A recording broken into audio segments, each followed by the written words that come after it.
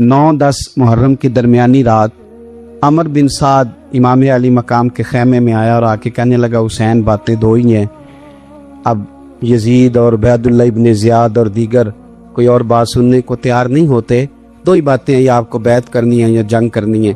तो इमाम अली मकाम फरमाने लगे कि मुझे एक रात की मोहलत दे दो, एक रात की मोहलत, सवेरे बताऊंगा क्या करना है। 9-10 की दरमियानी रात अमर बिन साद ने कहा ठीक है, मैं सवेरे आ जाऊंगा।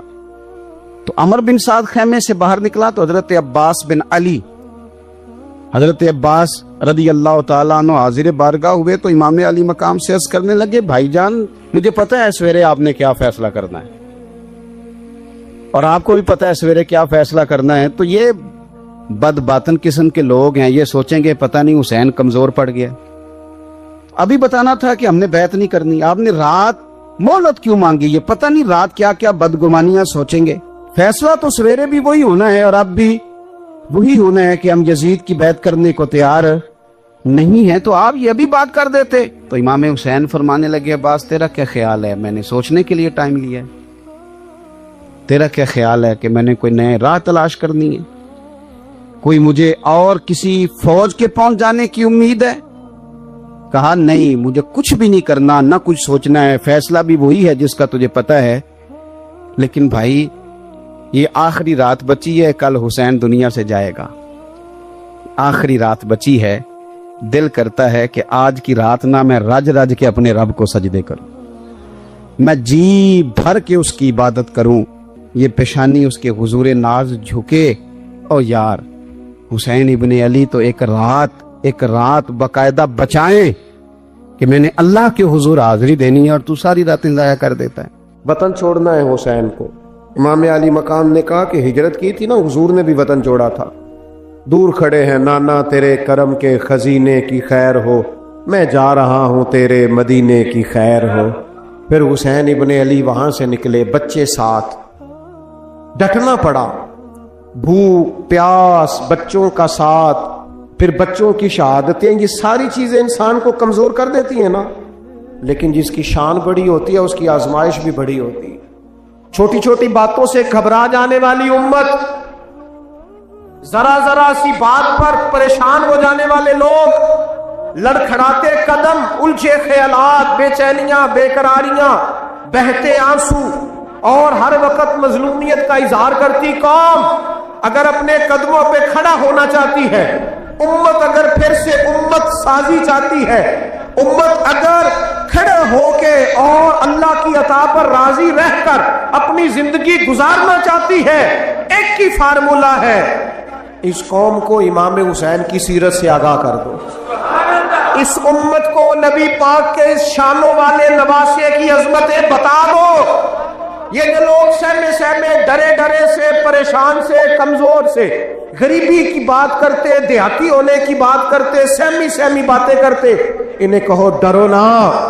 वो देखो परदेश में हुसैन इब्ने अली थोड़ी देर पहले हजरत अली अकबर की लाश मुबारक उठा के लाए हैं और ला करके खैमे में रखी है, लेकिन उन्हें पता है कल भी तो जाना है ना, उन्हें पता है ना कितने कुछ साल जीना है, बिल आखिर जाना तो है ना।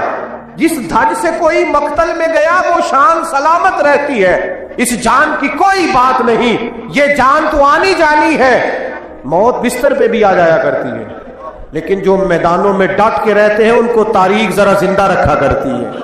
कमजोर जिंदगी ना गुजारो, डरी हुई जिंदगी ना गुजारो, और ये कभी ना कहो हाय हुसैन। हम हाय हुसैन वाले नहीं, हम वाह हुसैन वाले हैं। हमारे बुजुर्गों ने हमें ये सबक दिया है, हमने कहना वाह हुसैन।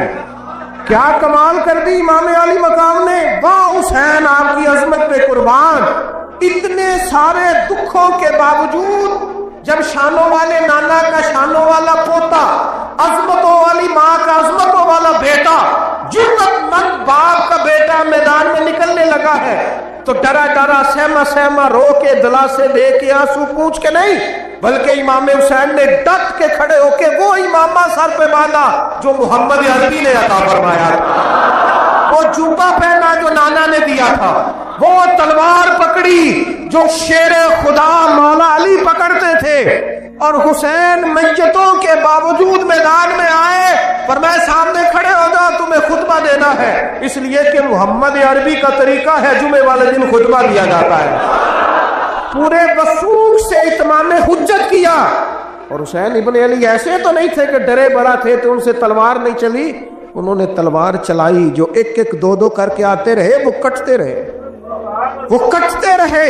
پھر آواز ایک گونجی پیچھے سے، وہ اکیلے اکیلے کیوں جاتے ہو؟ تمہیں پتہ ہے علی کا بیٹا ہے؟ علی کا گھر تو وہ گھر ہے کہ جس گھر کا ہر ایک بچہ جسے دیکھو وہی شیر خدا معلوم ہوتا ہے۔ اکیلے اکیلے جاؤ گے تو تم چہرے کی روشنی نہیں دیکھ رہے، آنکھوں کی سرخی نہیں دیکھ رہے، مزاج کا بلبلا نہیں دیکھ رہے، طبیعت کا باغ پن نہیں دیکھ رہے، اور جوانی میں شہادت کی لذت سے آشنا محمد کا نواسا نہیں دیکھ رہے۔ ذرا مل کے جاؤ، ہاں ہاں حسین ابن علی شہید ہوئے ہیں پر شان و شوکت کے ساتھ، ہاں ہاں حسین ابن علی دنیا سے تشریف لے گئے ہیں پر عزت وقار اور عظمت کے ساتھ۔ ہاں حسین ابن علی کا سر کٹا ہے، مخالف نے تو اپنی طرف سے نیزے کی نوک پہ چڑھایا تھا، پر حسین کا سر بول بول کے کہہ رہا تھا دیکھ لو میں کٹ بھی گیا ہوں پھر بھی سب سے اونچا ہوں، وہ دیکھو میں سب سے اونچا ہوں، سب سے اونچا ہوں میں۔ اے حسین ابن علی، نازش آل نبی تم پر سلام، اے حسین ابن علی تم پر سلام، نازش آل نبی تم پر سلام۔ کسی نے ایک بات کی تھی، اس نے حد کر دی، اس نے کہا مورخ تو کتنا کو لکھے گا، خطیب تو کتنا کو واز کرے گا، او مصنف تو حسین ابن علی کی شان میں کہاں تک بات کرے گا؟ تو میرے امام کا باقپن، ان کی جرت، ان کی طاقت، ان کی ہمت، ان کا کمال، ان کا صبر، ان کی استقامت، ان کا حوصلہ، ان کی جواں مردی، ان کی ہمت کتنی کو بیان کرے گا؟ تو رہنے دے۔ اس نے کہا پھر کیوں رہنے دوں؟ کہنے لگے حسین ابن علی کی شان رفعت کوئی کیا جانے، یہ حسن جانے۔ حسین ابن علی کی شان رفعت کوئی کیا جانے، یہ حسن جانے، یہ علی جانے، یہ نبی جانے یا خدا جانے۔ ہماری طاقت نہیں ہے کہ ہم امام علی مقام کی عظمت کو بیان کر سکیں، بس چپ کر میرے علی، ایتھے جا نہیں ہو۔ امام کا تذکرہ بندے کو جوان کرتا ہے، با ہمت کرتا ہے، جینے کا حوصلہ دیتا ہے، میدانوں میں کھڑا کرتا ہے۔ وہی ہے تیرے زمانے کا امام برحق جو تجھے حاضر و موجود سے بیزار کرے اور موت کی شکل میں دکھلا کے تجھے جلوہ یار زندگی تیرے لیے اور بھی دشوار کرے۔ زندہ اور پلٹنا، جھپٹنا، جھپٹ کر پلٹنا، یہ لہو گرم رکھنے کا ہے ایک بہانہ۔ لہذا طاقتور بنو، با ہمت بنو، کربلا کے واقعے سے طاقت حاصل کرو۔ پھر کہتا ہوں ہم ہائے حسین والے نہیں، ہم تو واہ حسین والے ہیں۔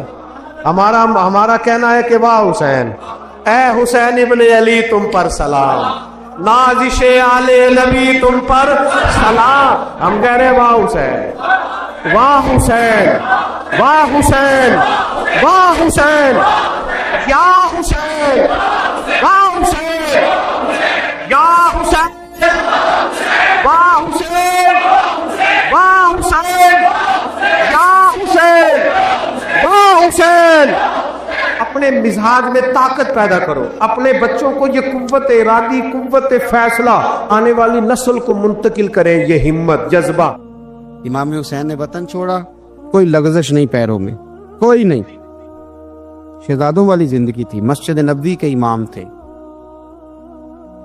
نبی کریم علیہ السلام کے روضہ اطہر پر تشریف رکھتے تھے، زمانہ حیا کرتا تھا، شان و شوکت تھی، پر حق کے لیے چھوڑا، نکل کر خانقاہوں سے ادا کر رسم شبیری۔ اور پھر بڑا مشکل ہوتا ہے،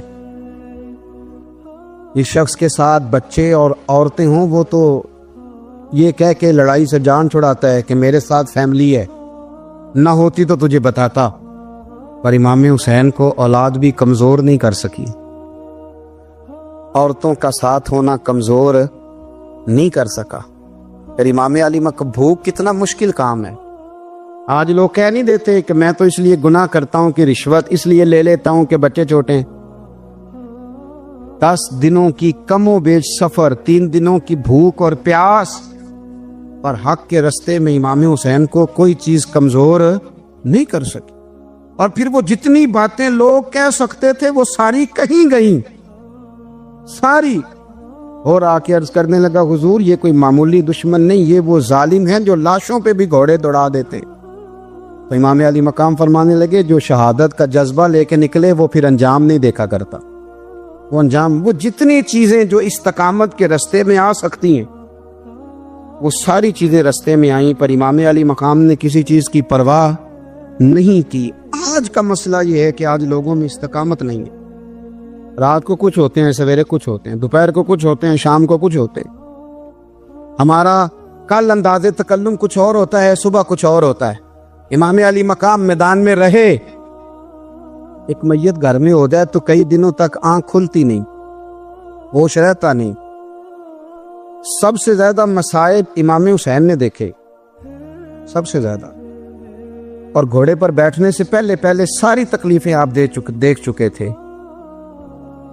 باپ کا جنازہ اٹھانا آسان ہوتا ہے، بیٹے کا جنازہ اٹھانا بڑا مشکل ہوتا ہے. پر امام حسین نے بیٹوں کے جنازے اٹھائے. حضرت علی اصغر کی لاش کو امام حسین نے اپنے دست مبارک سے دفن کیا. اور جناب علی اکبر کی میت کو جب آپ اٹھا کے لا رہے تھے تو سیدہ زینب فرماتی ہیں کہ مجھے یوں کبھی لگتا تھا حسین کا قد بڑا ہے اور کبھی لگتا تھا علی اکبر کا قد بڑا ہے. اور فرماتی ہیں کہ پھر حضرت قاسم بن حسن کو بھی وہ اٹھا کے لائے اور جناب عباس کے وجود سے الگ ہونے والے بازو انہوں نے لا کے حضرت عباس کے وجود کے ساتھ بھی رکھے. انہوں نے یہ سارا منظر دیکھا. لیکن جب حسین ابن علی اپنی دفعہ گھوڑے پہ سوار ہوئے تو لگتا یہ تھا کہ ان سے زیادہ بہادر کوئی نہیں. ایک جملہ بھی یزیدی فوج کے سامنے امام حسین نے کمزور نہیں کہا، ایک جملہ بھی، ایک فکرہ بھی کچا نہیں بولا، کہیں بھی کوئی منت نہیں کی، کسی جگہ بھی ان کے پائے استقلال میں کوئی لغزش نہیں آئی. جب لوگوں کو پتہ چل جائے کہ اب سامنے موت ہی موت ہے، سوائے اس کے چارہ کچھ بھی نہیں، تو بہت سج رخصت اور اجازت تو دین بھی دیتا ہے. پر امام حسین کسی جگہ کسی رخصت پر عمل کرتے نظر نہیں آتے. ڈٹ کے بات کی، ڈٹ کے. اور پھر جب میدان میں نکلے، اللہ اکبر. تو ابن سعد کہنے لگا کہ اگر 2 کر کے ایک کر کے جاؤ گے تو یہ 45,000 کا لشکر سارا حسین کاٹ ڈالے گا.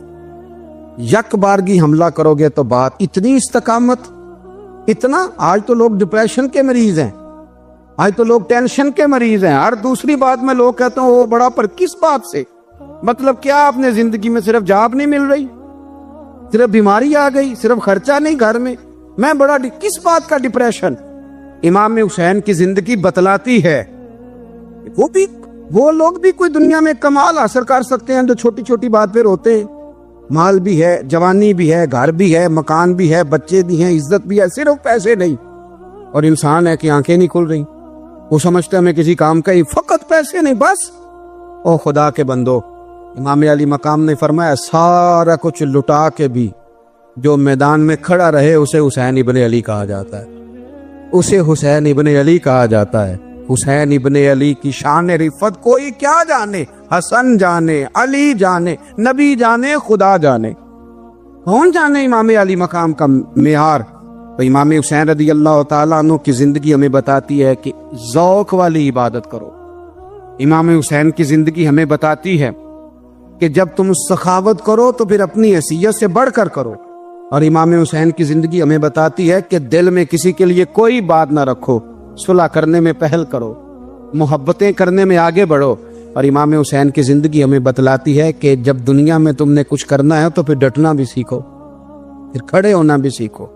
یہ نہ دیکھو کہ حالات. امام حسین نے ایک دن بھی حکومت نہیں کی، یزید نے 4.5 سال کی، لیکن قیامت تک دلوں پہ حکومت امام حسین کی رہے گی، امام حسین کی رہے گی، اس لیے کہ ان میں استقامت تھی. امام حسین کے ساتھ اس وقت 72 لوگ تھے، لیکن آج کائنات کا ذرہ ذرہ امام حسین کے ساتھ ہے. میں اکثر گزارش کرتا ہوں دوستوں سے، میں کہتا ہوں کربلا کا واقعہ کوئی حادثاتی نہیں ہے، اس کے پیچھے پوری ایک لاجک ہے، اس کے پیچھے پورا ایک فلسفہ ہے. ऐसे ही कोई आदमी 3 दिन भूखा प्यासा रह सकता है? किसी आदमी को सुबह उसने खाना खाया और शाम तक खाना न मिले तो टांगे कांपती हैं। रमजान मुबारक में इबादत की नीयत से रोजा रखने वाले भी शाम को बड़े परेशान हो जाते, और मुसलसल 3 दिन खाना ना खाया जाए और पानी ना पिया जाए, और हाल ये है कि वही आदमी तलवार लेके मैदान में निकले और उसकी हालत ये हो कि लोग उसके आगे दौड़ना शुरू कर दे। हजारों की फौजें ताब ना ला सके। अली का घर भी वो घर है कि जिस घर का हर एक बच्चा जिसे देखो वही शेरे खुदा मालूम होता है।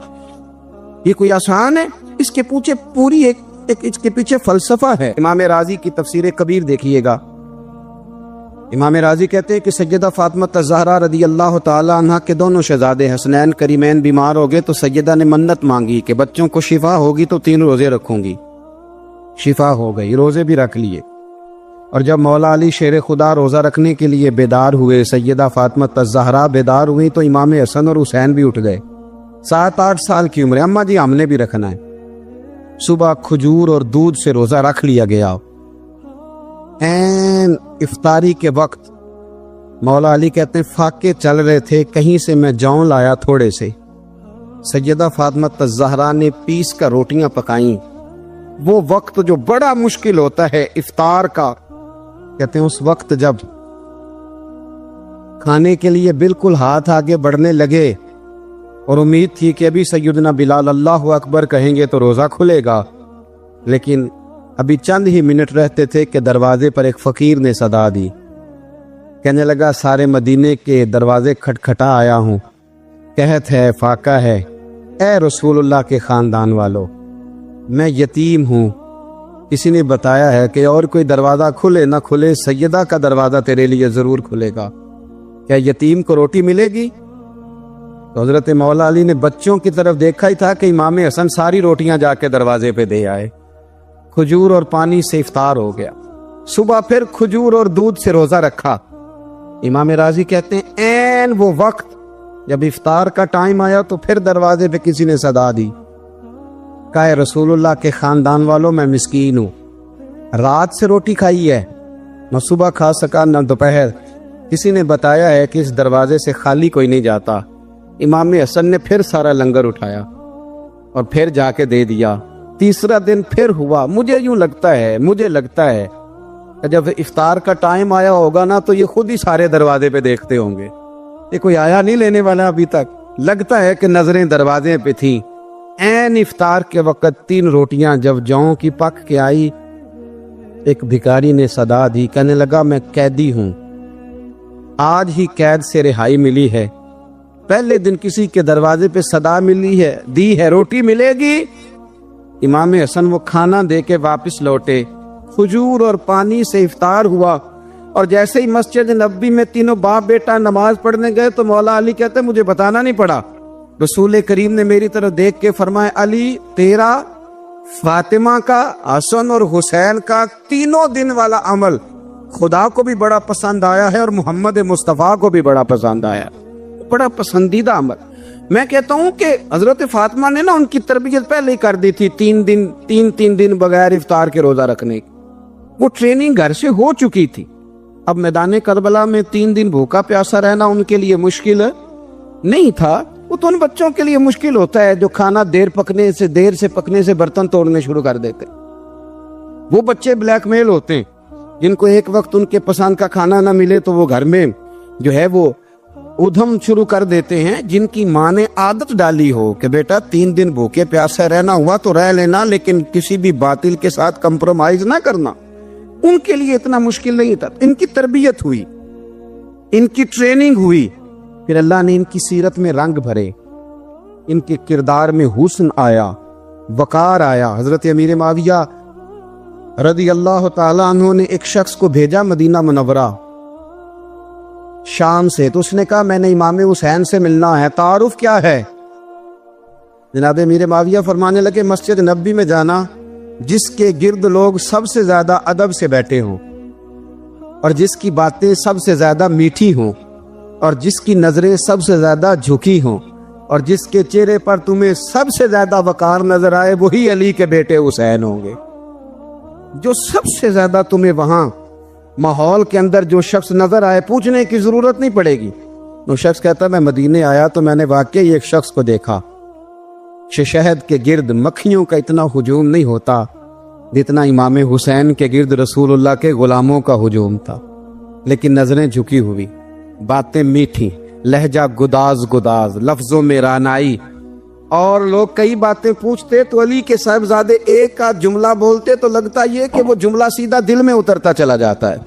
امام علی مقام کے کردار میں نا کچھ باتیں بڑی زیادہ تھیں، بہت زیادہ تھیں، بڑا حسن تھا. ایک بات تو یہ تھی امام حسین رضی اللہ تعالیٰ عنہ کا علم و فضل بڑا کمال کا تھا. امام حسین کے علم سے فضل سے لوگ فیض اٹھاتے تھے.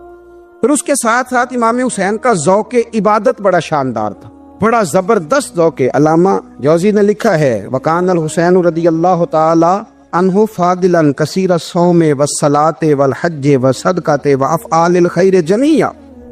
آپ فرماتے ہیں کہ امام حسین زیادہ نمازیں پڑھنے والے تھے، کثرت سے سجدے کرنے والے، کثرت سے روزے رکھنے والے، زیادہ حج کرنے والے، اور امام حسین صدقہ دینے والے اور نیکی کے کاموں میں شدت کرنے والے تھے.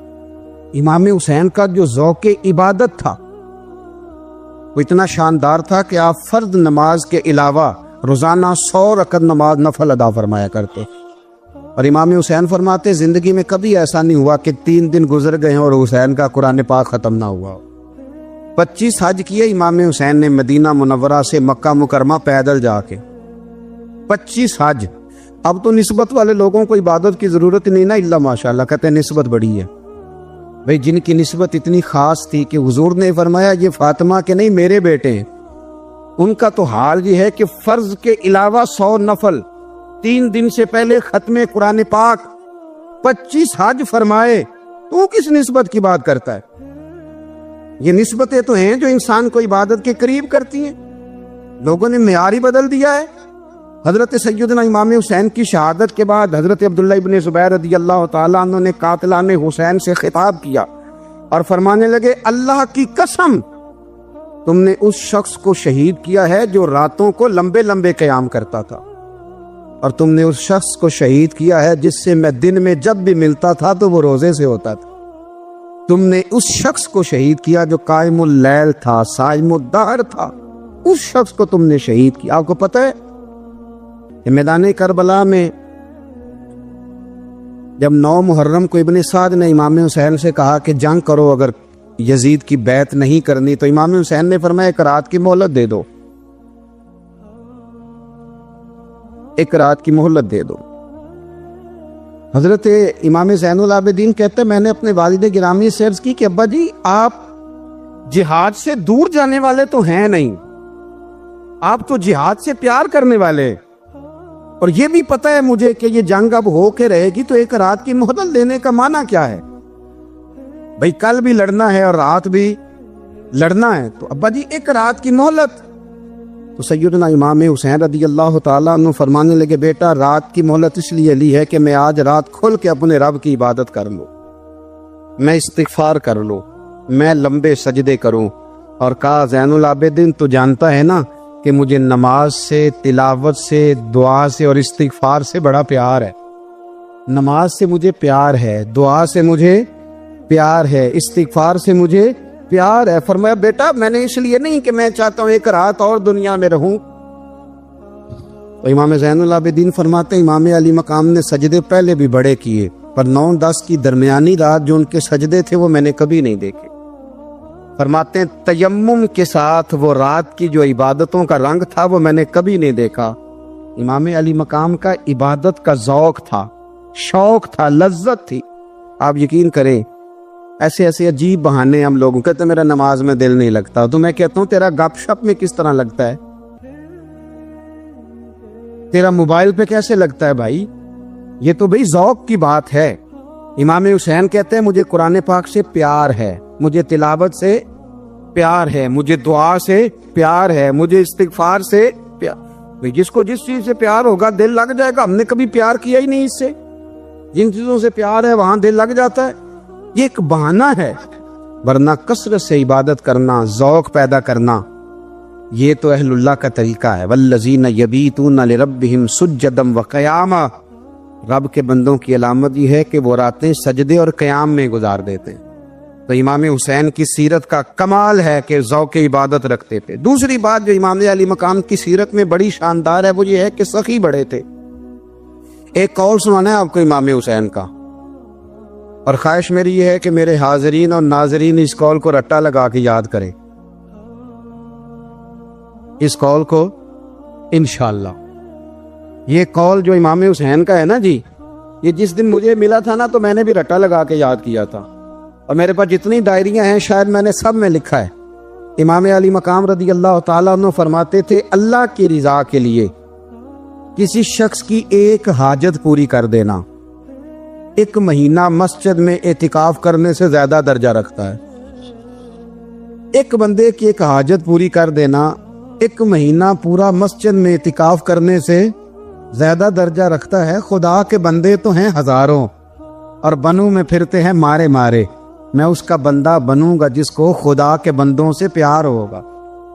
کسی بندے کی ایک حاجت پوری کرنا 1 مہینہ اعتکاف میں بیٹھنے سے زیادہ افضل ہے. اسی لیے تو میرے حبیب کریم علیہ السلام نے فرمایا تو رب کے بندوں کی حاجتیں پوری کرنے میں لگ جا، رب تیری حاجتیں پوری فرما دے گا. امام علی مقام فرماتے تھے ایک حاجت کسی کی پوری کرو. حضرت جناب سیدہ زینب بنت ابی رافع کہتی ہیں کہ سیدہ فاطمہ الزہرا ایک دن اپنے دونوں شہزادوں کو لے کے، جب حضور کی طبیعت مبارک بظاہر علیل تھی جس میں حضور کا وصال ہوا، دونوں شہزادے لے کے سیدہ فاطمہ نبی کریم کی بارگاہ میں گئیں. کہنے لگی یا رسول اللہ میرے بچوں کو کچھ دیجئے. سیدہ پاک تو حضور اٹھ کے بیٹھ گئے، اس کندھے سے امام حسن کو لگایا اور اس سے امام حسین کو لگایا اور فرمایا فاطمہ یہ جو میرا حسن ہے نا اس کو میں اپنی ہیبت اور سرداری دیتا ہوں، اور فرمایا یہ جو میرا حسین ہے نا حسین کو میں اپنی جرت اور سخاوت دیتا ہوں. میرا حسین جرت مند ہوگا اور سخی ہوگا. داتا گانج بخش علی حجویری، امام الاولیاء، سید الاسفیاء، داتا صاحب کشف المعجوب میں فرماتے ایک دن نا امام حسین کے پاس ایک شخص آیا بڑی دور سے کچھ مانگنے کا، حضور کچھ دیجئے.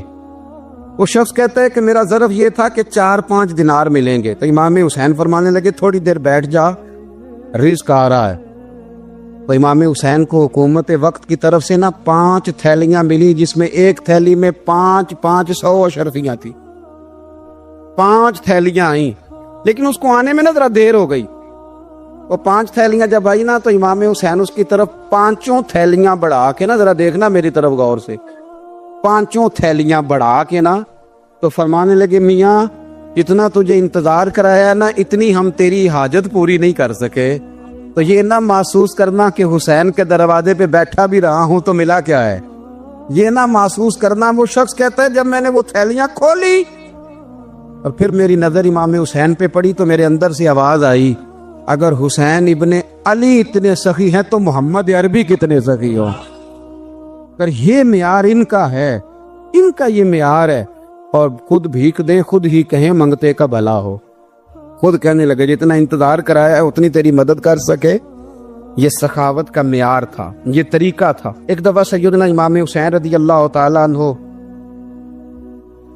کے گھر کے اندر نا 5000 دینار آئے. مسجد میں تھے، آپ کو 5000 دینار ملے تو امام زین العابدین کہتے ہیں کہ مسجد سے لے کر گھر آنے تک امام حسین نے 5 کے 5000 اللہ کے رستے میں خیرات کر دی. فرماتے میں نے کہا ابا جی 5 دینار کی گھر میں ضرورت تھی، مالاں والے سخی نہیں ہوندے تے سخیاں کل مال نہیں ہوندا، ایتھے اوتھے دوویں جہانی سخی کنگال نہیں ہوندا. کہا ابا جی 5 دینار کی گھر میں ضرورت تھی. تو کہتے ہیں مجھے فرمانے لگے بیٹا یہ جن کو میں نے دیا ہے نا یہ گھر کے لیے ہی دیا ہے، یہ گھر کے لیے ہی دیا ہے. جن کو دیا ہے تمہارا کیا خیال ہے، یہ باہر خرچ ہوا ہے، یہ گھر کے لیے ہی ہے. اس لیے کہ جب انسان دوسروں پر شفقت کرتا ہے تو اللہ اس کے گھر پہ رحمت فرماتا ہے. امام حسین کی مزاج میں پہلی بات میں نے ذوق عبادت کی عرض کی. دوسری بات عرض کر رہا ہوں کہ صحابہ حضرت اسامہ بن زید بڑے پیارے ہیں میرے نبی کریم کے، بڑے پیارے. حضرت اسامہ بن زید کے بارے میں سیدہ عائشہ صدیقہ فرماتی ہیں ان کے ناک سے اگر ریٹھ نکلتی تھی تو اللہ کے رسول اپنے دستے مبارک سے صاف کر دیتے تھے. اور سرکار فرماتے تھے کہ اگر اسامہ لڑکی ہوتا نا، ان کے غلام کے بیٹے تھے حضرت زید بن عامر، اگر یہ لڑکی ہوتا میں اسے زیور پہناتا. بڑے پیارے تھے. لیکن جب ان کا آخری وقت آیا نا تو 60,000 دینار کا قرضہ تھا. رشتہ داروں سے کہا، دوستوں سے کہا، یاروں سے کہا. پڑی گے لا